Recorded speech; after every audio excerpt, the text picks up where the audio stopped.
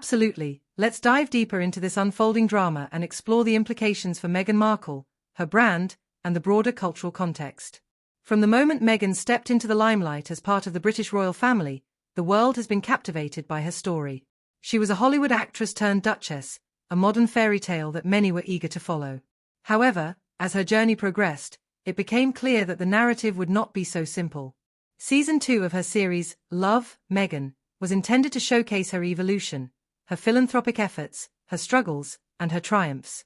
Yet, what we've seen instead is a critical backlash that has left her brand teetering on the edge. Joy Behar's comments on The View were not just a critique, they were a wake-up call. When she questioned, "Who is this intended for?" it struck at the heart of Meghan's project. Is she genuinely trying to connect with the audience, or is she trapped in her own echo chamber? Behar's blunt assessment, that Meghan still views herself as an unsung hero while the public has moved on, echoes a sentiment that many have felt but hesitated to voice. It's a stark reminder that the public's interest is not guaranteed.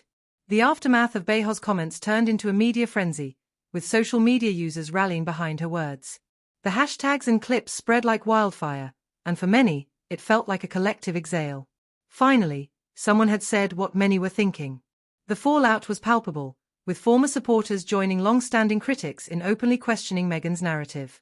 This was not just an isolated moment, it was a cultural reckoning that revealed the cracks in Meghan's carefully constructed facade. For Meghan, who has always been adept at managing her narrative, whether through strategic press releases or influencer collaborations, this backlash was unprecedented. The swift and severe nature of Behar's critique unraveled months of her branding efforts. Sources close to the production team reported panic setting in. They had anticipated a smooth rollout filled with praise, but instead, they were facing a cultural landscape that had grown increasingly indifferent, if not hostile, to Meghan's attempts to reclaim her narrative. What was once envisioned as a polished portrayal of her post-royalty life, a life filled with philanthropy, family, and personal growth, now felt more like a desperate plea for validation. Insiders revealed that early episodes of Season 2 delved deeper into Meghan's personal branding, painting her as a misunderstood figure in a world that failed to appreciate her contributions. This self-indulgent approach was criticized as lacking substance, with former employees describing the scenes as more performative than authentic. And then there was Behar's biting remark, "You can't lead with a selfie stick." This was more than just a clever turn of phrase, it was a scathing indictment of Meghan's approach to her image. Every frame of the trailer seemed to scream for attention, begging viewers to look at me and feel sorry for me. But the audience's response was not what Meghan had hoped for. Instead of empathy, there was a sense of fatigue and disillusionment. The emotional connection that she sought to forge with her audience appeared increasingly one-sided.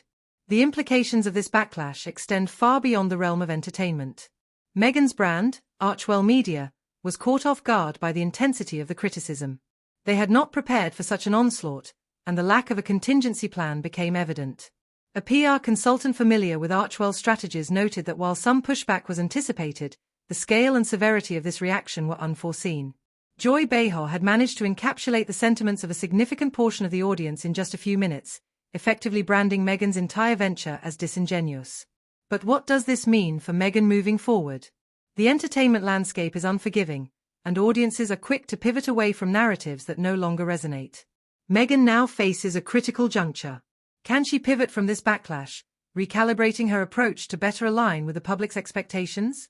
Or will she continue down this path, risking further alienation from an audience that once embraced her? As the dust settles from this intense scrutiny, it's essential to consider the broader cultural implications. Meghan's journey reflects the challenges faced by many public figures today. In an age where authenticity is prized, the line between personal branding and genuine connection can easily blur. The backlash against Meghan is not just about her, it's a commentary on society's expectations of public figures, especially those who seek to capitalize on their narratives in an increasingly skeptical world. Moreover, Meghan's story raises questions about the nature of celebrity and the public's appetite for personal stories. Audiences crave relatability and authenticity, and when those elements are absent, the consequences can be dire. Meghan's struggle to maintain her brand amidst a shifting cultural landscape serves as a cautionary tale for others in similar positions. In conclusion, Meghan Markle's foray into her second season has highlighted the precarious nature of celebrity culture.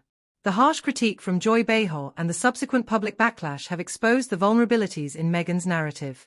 As she navigates this tumultuous landscape, The world watches closely to see if she can reclaim her story or if she will fade into the background of a narrative that has become increasingly unflattering. The stakes are high, and the pressure is immense. Meghan must decide whether to adapt her approach or double down on her current narrative. Will she connect with her audience in a meaningful way, or will she continue to be perceived as out of touch? Only time will tell, but one thing is for certain: the audience's eyes are on her, and the world is waiting for her next move.